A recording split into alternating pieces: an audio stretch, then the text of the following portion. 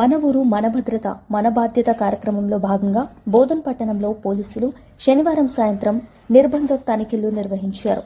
పట్టణంలోని రాకస్పేట్ గోసం బస్తీ ప్రాంతంలో విస్తృత స్థాయిలో తనిఖీలు చేపట్టిన పోలీసులు చట్టవిరుద్ధ కార్యకలాపాలపై కట్టుదిట్టమైన చర్యలు తీసుకున్నారు. ఈ తనిఖీల్లో సరైన పత్రాలు లేని 35 ద్విచక్ర వాహనాలు మరియు 5 ఆటోలు సీజ్ చేయడం జరిగింది. ఈ సందర్భంగా ఏసీపీ శ్రీనివాస్ మాట్లాడుతూ ప్రజలు చట్ట వ్యతిరేక కార్యకలాపాలకు దూరంగా ఉండాలని, వాహనాలకు సంబంధించిన అన్ని పత్రాలు తప్పనిసరిగా కలిగి ఉండాలని సూచించారు.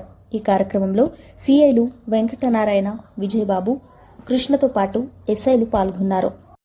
అందరు ప్రతి ఒక్క ఇంటి కూడా మనం సెట్ చేయడం జరిగింది. సెట్ చేసి దాంట్లో ఏమన్నా వెహికల్స్ ఏమన్నా వితౌట్ డాక్యుమెంట్స్ ఏమైనా ఉంటే అవన్నీ కూడా సీజ్ చేయడం జరుగుతుంది. మీరు అన్ని కూడా ఇప్పుడు ఇక్కడ అందరూ కూడా డాక్యుమెంట్స్ అన్ని కూడా చూపించి ప్రాపర్ గా డాక్యుమెంట్స్ ఉన్నాయా లేవో జరుగుతుంది. ఇప్పుడు మన బోధన్ ఏసీపీ గారు మాట్లాడాల్సిందే కోరుచున్నాం.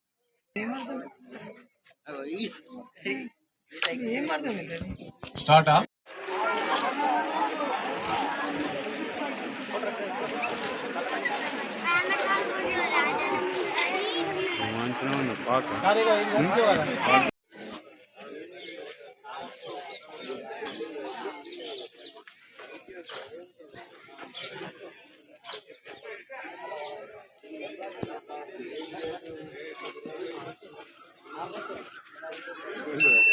కంపల్సరీగా మనందరికి 2 వీలర్లు ఉన్నాయి కదా, బండ్లు ఉన్నాయి కదా, మొబైల్